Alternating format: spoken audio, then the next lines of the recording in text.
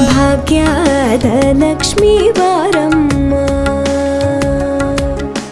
ಭಾಗ್ಯದ ಲಕ್ಷ್ಮೀ ಬಾರಮ್ಮ, ನಮ್ಮಮ್ಮನಿ ಸೌಭಾಗ್ಯದ ಲಕ್ಷ್ಮೀ ಬಾರಮ್ಮ,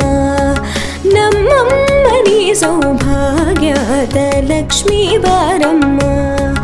ನಮ್ಮಮ್ಮನಿ ಸೌಭಾಗ್ಯದ ಲಕ್ಷ್ಮೀ ಬಾರಮ್ಮ.